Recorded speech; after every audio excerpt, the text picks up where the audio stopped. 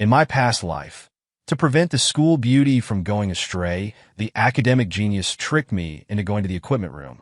I died a tragic death. Years later, the school beauty learned the truth of my death, and she jumped from a tall building. The academic genius was ruined because of this, becoming a pariah from a favored son of heaven, and finally, he was disoriented and crushed by a car, dying a miserable death. Reborn, the academic genius decided to let go of his savior complex, respect other people's fates, and no longer interfere with me and the school beauty. He would watch us fall together with his own eyes. 1. I had just returned to the dorm when my aloof, academic genius roommate, Jian Weian, handed me a pink envelope, his voice cold as he said, "Liangxi asked me to give this to you."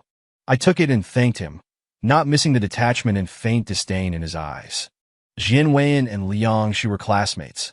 I was in a different major. My phone was broken yesterday and hadn't been repaired yet.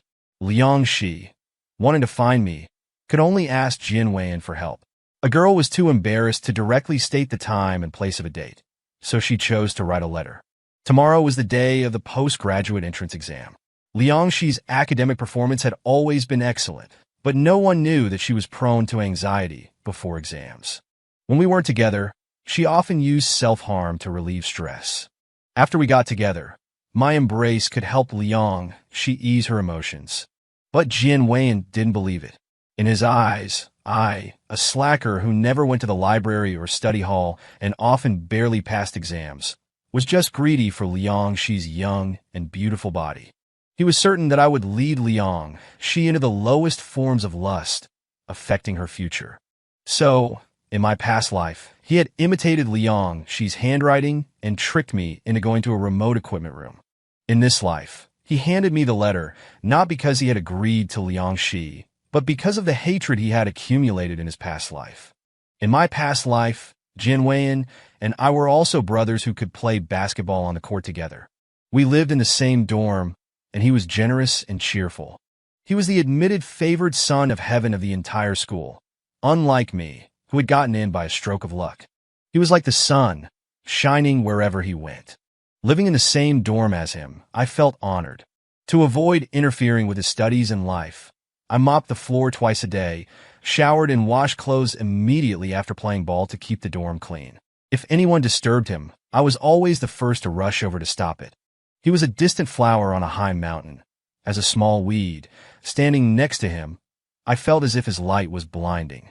When I went home on weekends, I would brag to my mom about him, saying that I had a very excellent roommate.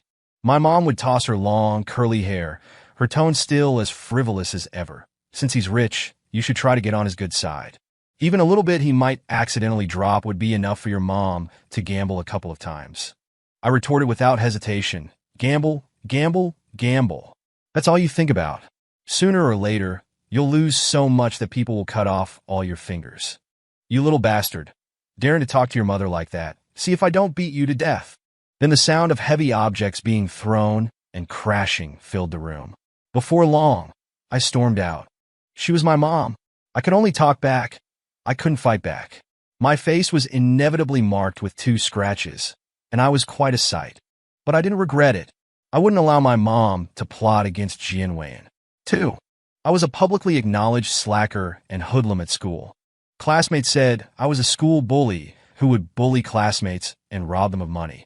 They said that my black and blue bruises were from not studying and getting into fights with thugs. They said my mom was a terrible gambler, and my dad was a murderer, that the child created by those 2 scumbags was definitely a piece of trash. Some even said I was often with a gang leader and was his mistress, all sorts of awful things. Whenever Jian Weian was around, he would tell everyone not to spread rumors. At that time, I was grateful. Even though I was a guy, I didn't want to be known by such a bad name. I fell in love with Liangxi. No one thought Liangxi was wrong. They all thought my street vibe attracted her. It was my fault. A young girl like Liangxi couldn't resist the pursuit of a somewhat handsome, roguish guy. Liangxi was pitiful and innocent. Jian Weian felt pity for Liangxi, but more than that, he looked down on her from a high place, not believing that someone like me, struggling in the mud, could bring Liangxi happiness and joy. 3. 7 o'clock in the evening, the school playground. I saw my girl, Liangxi. She came running over, Her cheeks flushed, slightly out of breath. When she saw me, she smiled brightly. Sorry, I'm late. Girls have the right to be late. I unscrewed the thermos and handed it to her. Today was the last day of her period. Liang, she drank the water, her eyes curved in a crescent, full of light, looking very beautiful.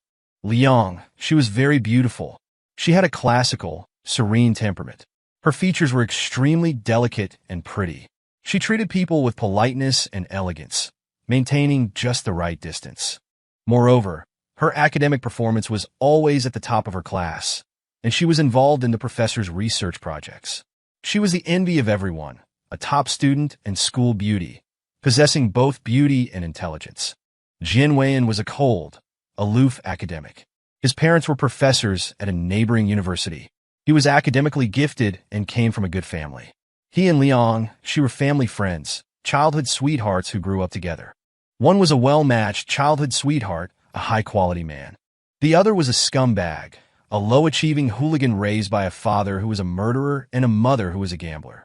Anyone would think Liang, she should choose Jian Weian. But she was with me, so everyone thought she had fallen in love and had burned away her intelligence. What are you thinking about? Liang, she pouted unhappily. I had never been absent-minded during our dates. I took her hand and whispered, "It's nothing. The exam is tomorrow. You're great, just relax." Liang, she nodded. We walked hand in hand behind the stands. I put down the cushion before letting her sit down, then gently pulled her into my arms. Liang, she slowly closed her eyes. She loved leaning against my chest. She said that listening to my heartbeat made her feel safe. The night was dark. I whispered in her ear, "Good luck." She looked up and bit my lip. As we kissed passionately, I heard footsteps. Looking up, I saw a familiar figure. He seemed to think he had disturbed us and quickly turned and walked away. She, don't forget what you promised me. The figure paused slightly, then continued to walk away. Okay, don't worry, I'll relax, Liang, she replied in a hoarse voice. When I returned to the dorm, I heard Jian Weian standing on the balcony, saying faintly, self-inflicted degradation.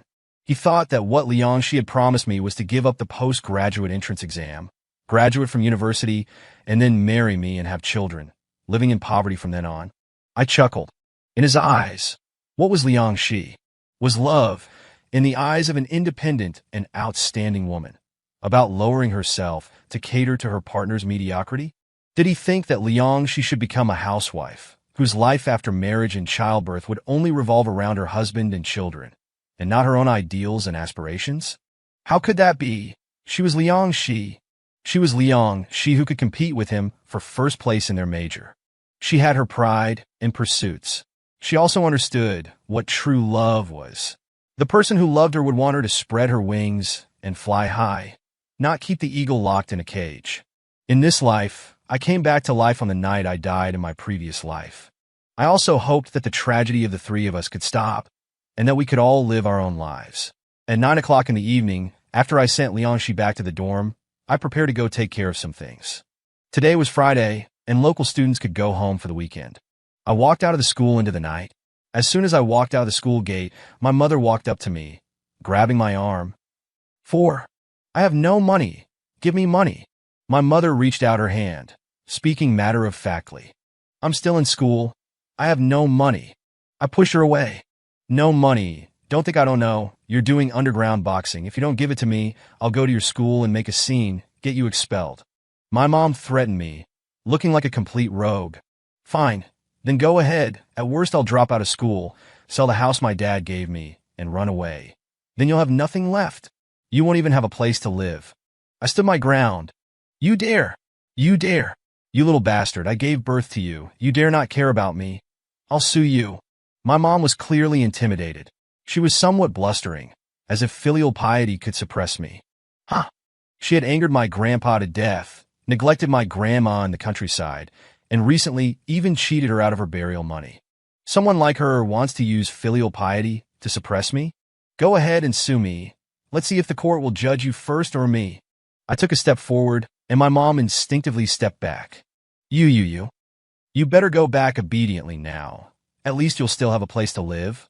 Or if you anger me, I was born from you, but if you don't have an ounce of humanity, do you think I would? I grinned. revealing a sinister smile. My mom was dumbfounded, as if she had seen the ferocious face of my dad, and she ran away in fear. I stood by the side of the road for a long time to calm myself, before heading to the boxing gym. My mom was right. I do underground boxing since I was 12. If I didn't, I wouldn't have food to eat. My mom didn't care about me. My dad was in jail, and all my relatives avoided me like the plague. At first, some neighbors pitied me, but if anyone gave me food, my mom would come begging, saying, "How could you take care of her son and not her mother?" Over time, no one wanted to get involved in the trouble. I had to make a living on my own. When I first started boxing, I was beaten black and blue every day, but I was the most resilient, always able to get back up. Later, the boss couldn't bear it anymore. He took me as his apprentice, and then the country issued a rectification policy. The underground boxing gym became a formal boxing gym. Now I'm a sparring partner at the gym. It's a legitimate job. It's legal. The next morning, I showed up below the girls' dormitory with breakfast. She walked out and smiled brightly when she saw me. "Why are you here so early?" "I'm here to send you to your exam. Eat your breakfast first," I said softly. Jian passed by my side. His eyes lingered on the breakfast in my hand for a moment. Then he gave Liangshi a complicated look, and finally, without saying anything, he walked away past us. From his eyes, I saw coldness and contempt. He thought I would put something in the breakfast to prevent Liangshi from taking her graduate entrance exam. He hated us and wanted to see us struggling in the gutter. He has a serious problem.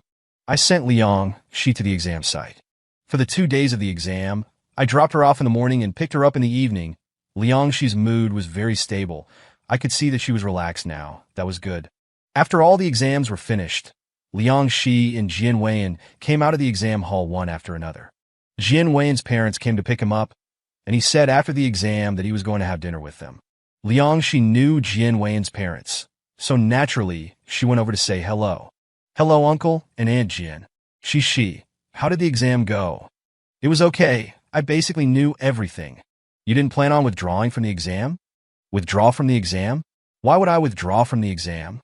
Jian glanced at me standing not far away and didn't say anything else. He left with his parents. Liangshi walked to my side. Why was he talking so strangely? I opened the thermos and handed it to Liangshi. "Who knows? Let's not guess what men are thinking." "Isn't he your roommate and also your crush? I thought you'd be interested." "I'm only interested in my girlfriend." We laughed and joked as we headed to my rented apartment near the school, not noticing the shocked expressions of Jian's parents in the car at the school gate. "Wei, does Cece have a boyfriend?" "Yeah, it's the school bully, a troublemaker. Many girls are after him." Jian's parents exchanged a glance. 5 inches my past life. Jian, to protect Liangshi, kept a relationship a secret, as well as my identity from the Liang family. In this life, he couldn't wait for us to suffer, telling his parents everything. He knew his mother was close to Liangshi's mother and would definitely tell her. Even if college romance is normal, a golden girl with a thug was unacceptable to anyone. Besides, I had such a terrible family background. The Liang family would definitely not agree to us being together. Liang's parents came quickly, so fast that Liangshi and I didn't even have time to react. That night, we were celebrating with hot pot in the rented apartment. We just opened the drinks when the door was pounded, a non-stop, rhythmic yet somehow frantic knocking. Liangshi was forcefully taken away by her family. My mom also found my apartment. She sat down cursing, grabbed the chopsticks, shoved meat in her mouth, and didn't forget to scold me. "You've got money for hooking up and eating extravagantly, but none for your mom, you little beast." Worried about Liangshi, I was too lazy to argue with my mother. I hurriedly called a car to Liangshi's villa district. My first real interaction with Liangshi was shortly after entering university in the burning equipment room from my past life. At that time, I had just finished a boxing match and was a little injured as my opponent was experienced. I didn't want Jian to see me in such a sorry state, so I didn't return to the dorm. I was resting on the mats at the back of the equipment room. I had just woken up when I saw Liangshi sitting on the ground, stabbing a compass into her arm. I was terrified, instinctively wanting to go and ask her what was wrong. Before I could step forward, I saw her throw the compass away in a panic, and then she started crying, from quietly sobbing to crying out loud. Her thin shoulders trembled constantly. She looked so fragile, like a little white flower battered by a storm, ready to break at any moment. I slowed my breathing, as if afraid to disturb her venting. After a long time, she seemed to calm down, and she noticed me. Why are you here? I was just a bit tired after boxing, and came here to rest. Don't worry, I won't say anything. I quickly said. I knew who she was. She and Jianwei majored in the same thing. She was a true golden girl, and many people at school said she and Jianwei were a match made in heaven. I'm sorry, I disturbed you. No, I'm just a rough guy. It doesn't matter. I didn't ask her what was wrong, just chatted with her casually. From that day on, Shi and I became closer. We would always meet tacitly in the equipment room to chat. I learned her secret. Liang's father was a high-ranking official, and her mother was a chief physician. To outsiders, it was a proper intellectual family. But Shi wasn't happy. Her parents were calm, strict, and self-restrained. They never expressed affection for each other, let alone express love for Shi. They required Shi to live like a measuring stick every day.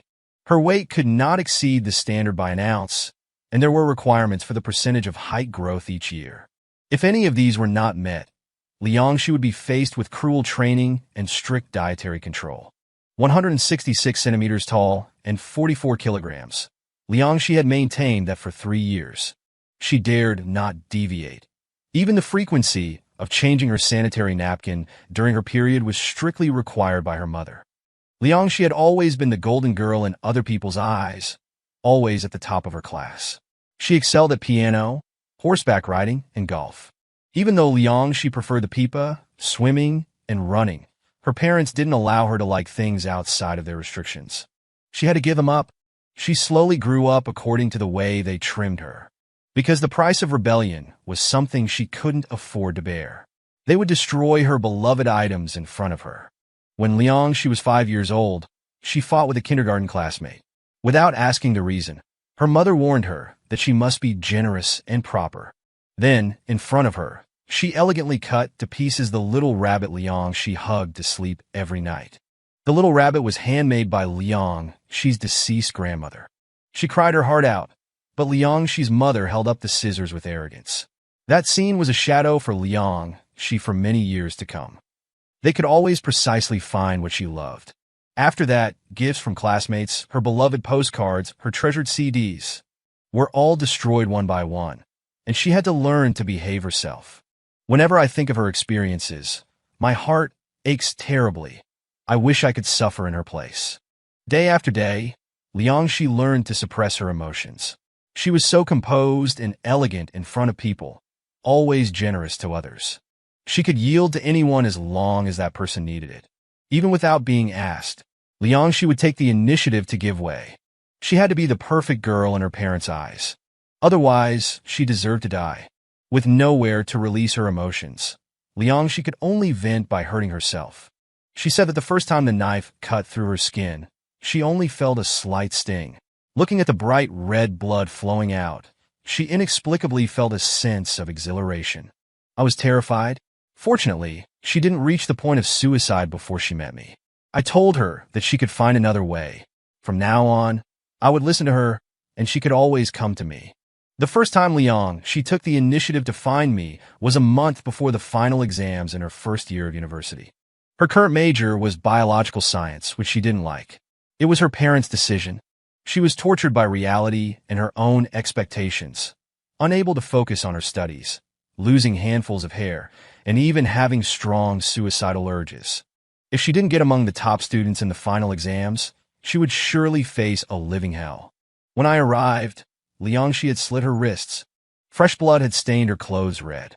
I was terrified. I held her and was about to call 120. She held my hand and said weakly, "Guyi, don't let anyone know." My heart ached so badly. I still said okay. I covered her head with my clothes and carried her through the gap in the school's wall, going to a more distant hospital.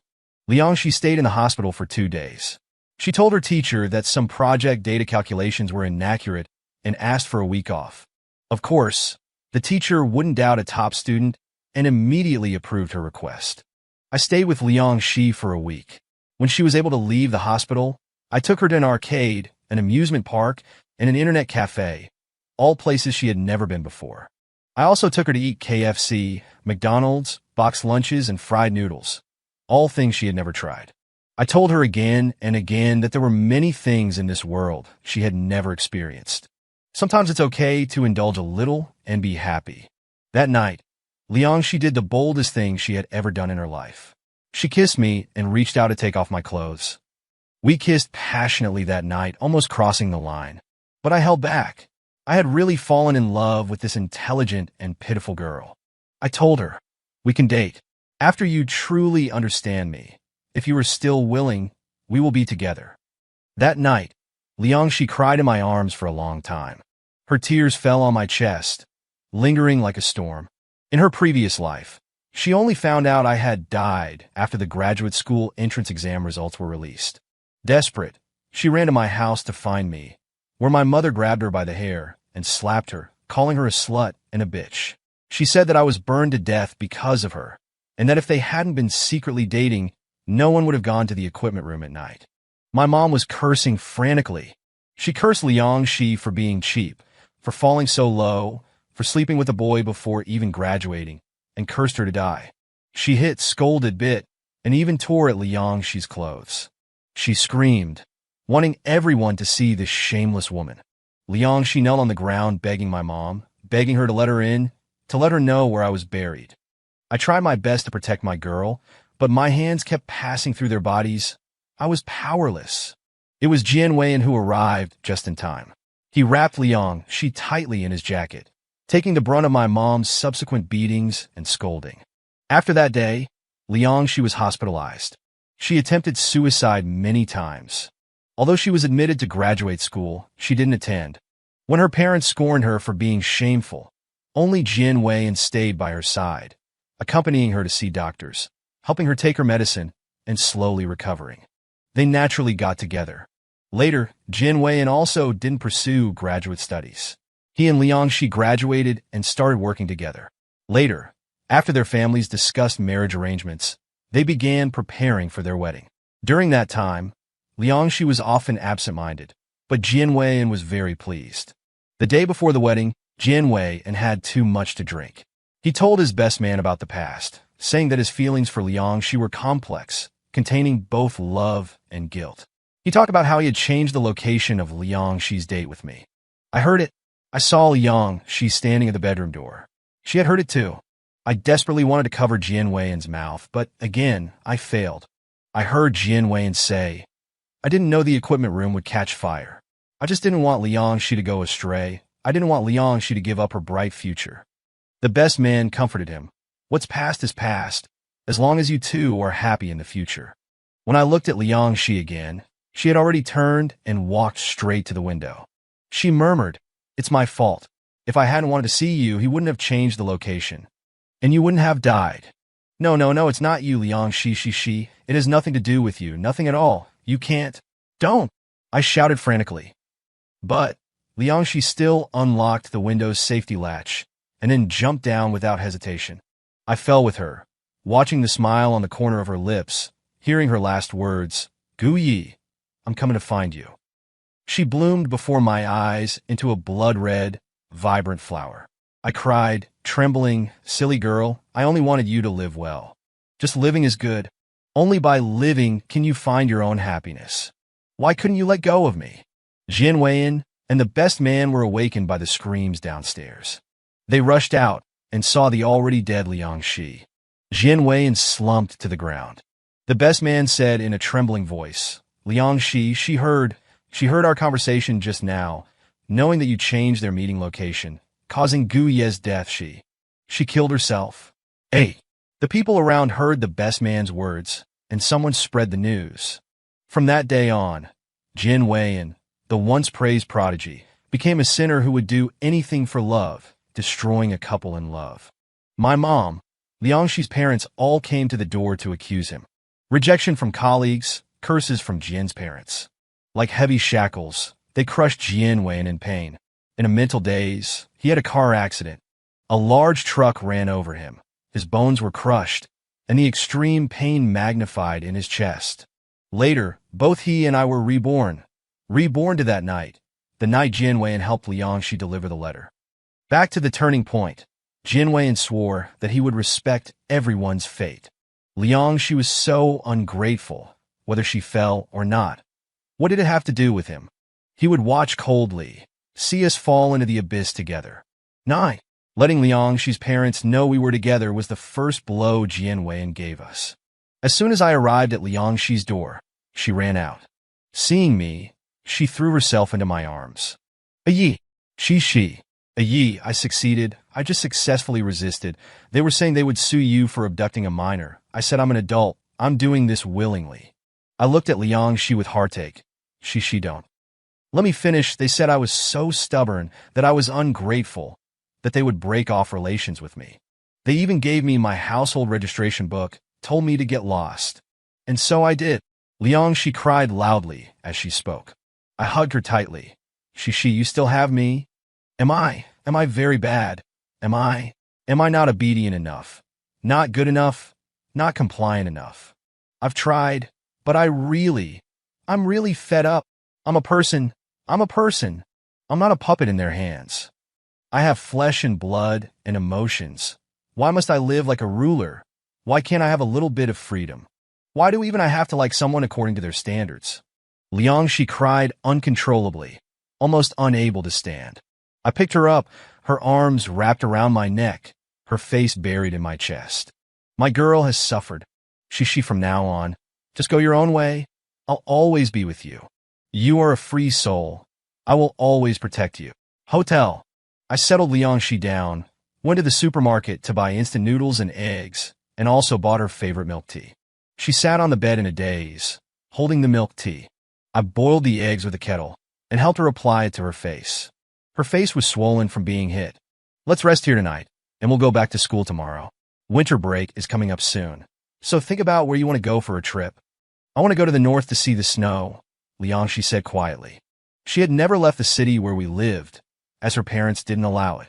I had never left either, due to a lack of money. Okay, I'll arrange it. I have a lot of Hongbao-chan, lucky money. Liang Shi took out a card and handed it to me. You arrange it. Keep your money for yourself. I rubbed her hair, soothing her until she fell asleep. She leaned against me, completely trusting me. Looking at this girl who died for me in a past life and is brave for me in this life, my heart felt warm. Actually, I had some money, but to avoid my mom, I kept it with my boss. The previous rental was discovered, so I had to move out. I planned to pack up in the next few days and return the lease. I would just stay in the dormitory. With Jin Wen's proud nature, he wouldn't do anything to me. At worst, he'd just be indifferent. I was used to it anyway. With Liang Shi's grades, she would surely get into graduate school, and then she could leave here. Yes, Liang Shi didn't apply to local graduate schools. She secretly chose a school in a northern city. My Shi is a brave girl. She would go to grad school, and I would follow her there to find a job. At that time, I would rent a room next to her school. I have hands and feet. She is smart and capable. We would surely live well. Until after the final exams. No one from the Liang family came to the school to look for Liang Shi, nor did they contact her, as if they were waiting for her to compromise. I returned to the dorm alone, but unexpectedly, Jian Weian left first. He had applied to a university abroad before the graduate entrance exams, and the acceptance letter arrived first. After packing his things, he left. I knew he was the one who let Liang Shi's parents know about our relationship. My old view of him shattered completely. I thought he was really low. I couldn't be bothered to deal with him. I was left alone in the dormitory, feeling relaxed and free. I spent my days researching and organizing things. After the exams, Liang Shi and I boarded a train heading north. The northern city was beautiful. We got off just as it started snowing. Snowflakes filled the sky, bringing a romantic embrace. Liang Shi excitedly spun in the snow. I accompanied her, tossing our luggage aside and building a snowman, having snowball fights. She was so thrilled and began to quietly tell me, "Snow is really nice." Slowly her voice grew louder. "Snow is really wonderful." I watched her play indulgently, and only when she got tired did we call for a car. I gave the address, which was for an apartment complex. "Are we staying in a guest house?"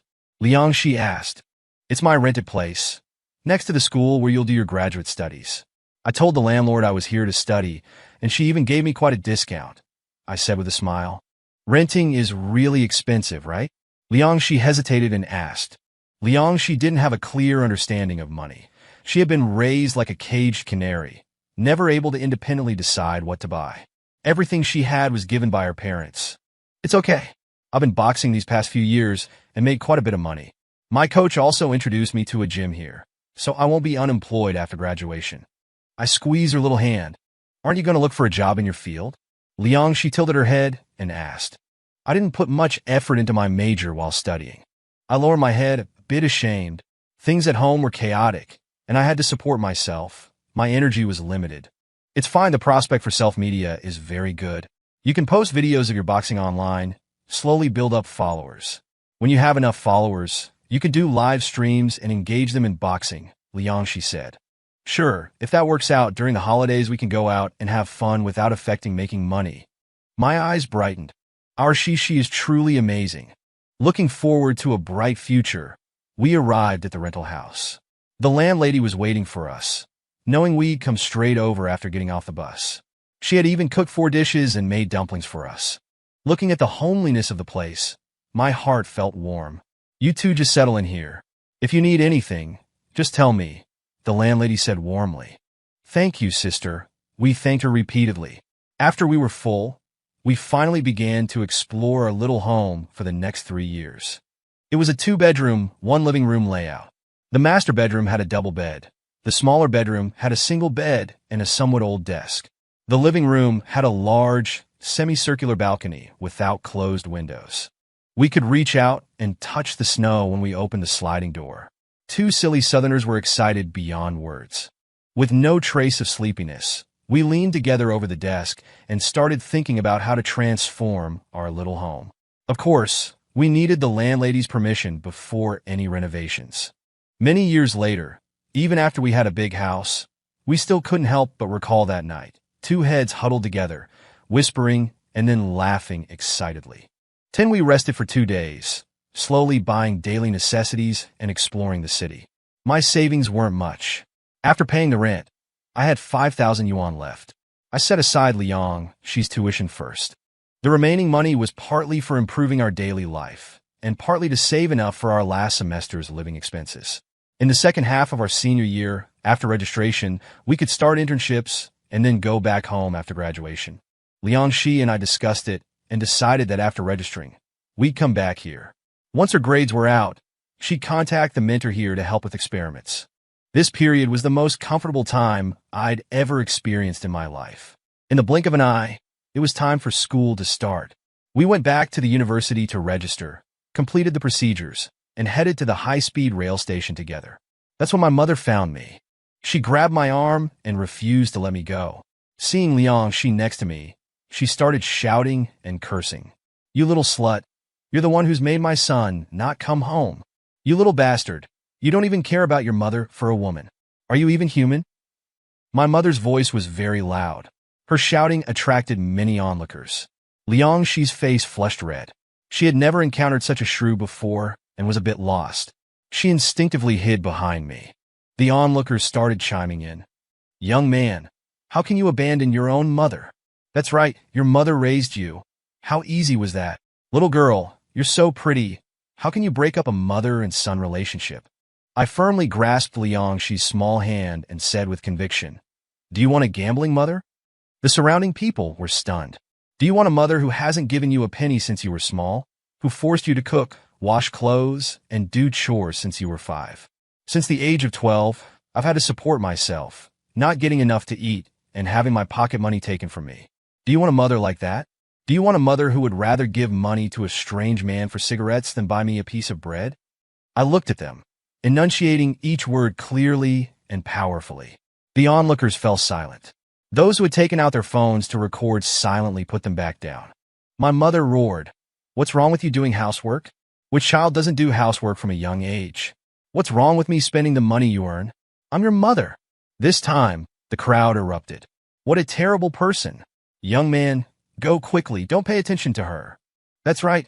We'll block her, you go. I thanked everyone. Thank you, everyone. My family matter. We will settle it privately. Seeing that the crowd was giving her harsh looks, my mother didn't dare to shout anymore. I'll transfer money to your old card every month, I said. Good son. Mom knew you were good. My mom's eyes sparkled, and her attitude instantly improved greatly. $800 a month, you live in my house, the living expenses are just enough for you to live on.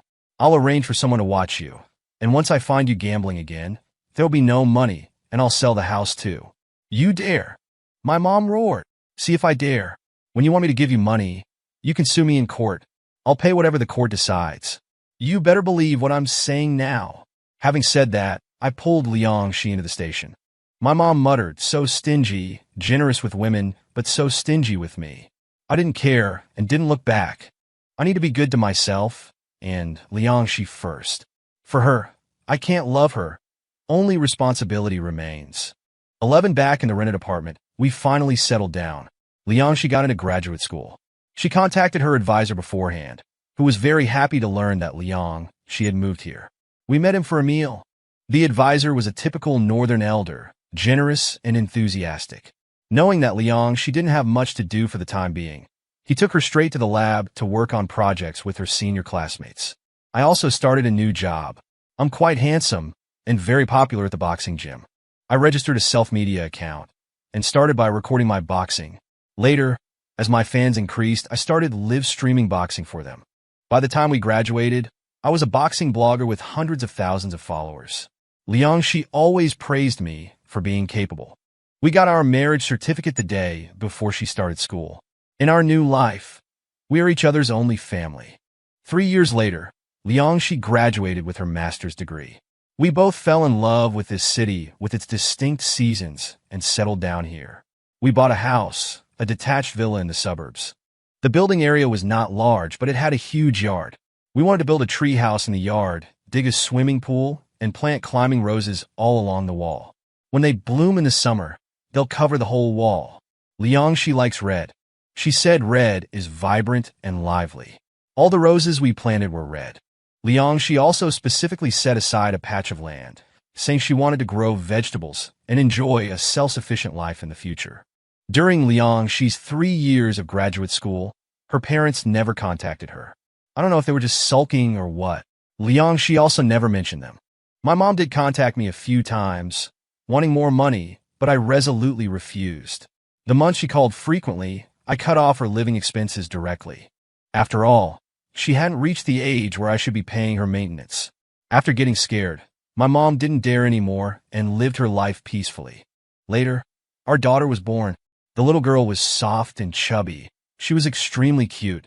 I really felt like I'd give her my life when she called me daddy. Not long after our daughter was born, I received a call from Liangxi's parents. They wanted to see their grandchild. I said I'd need to ask for Liangxi's opinion.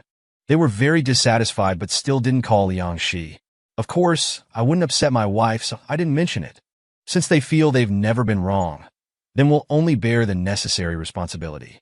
If you don't give us love, how can we return it with love? Time passed by freely like that. After graduating, Liangxi stayed at the school. Her work was going well, and she had good relationships with her colleagues and teachers. My followers had reached the tens of millions, and I had my own brand of sportswear, nutritional meals, and fitness equipment. My career was going well, and my family was happy.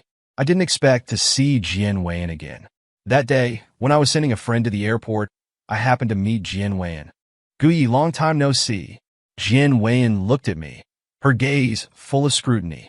I was wearing a high-end custom suit, and due to my constant exercise, my body and spirit were in great shape.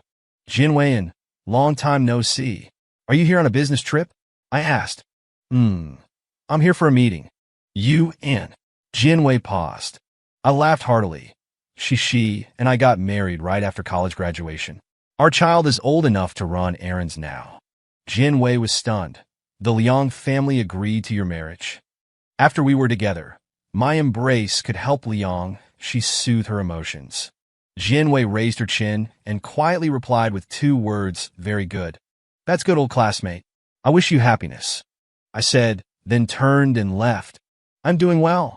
Whether you are doing well or not, I actually don't care, and I won't invite you into my life.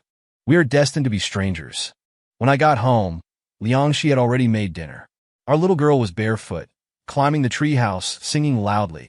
The lazy glow of the setting sun filled the yard. My wife, my daughter, my home. It's really good. The end.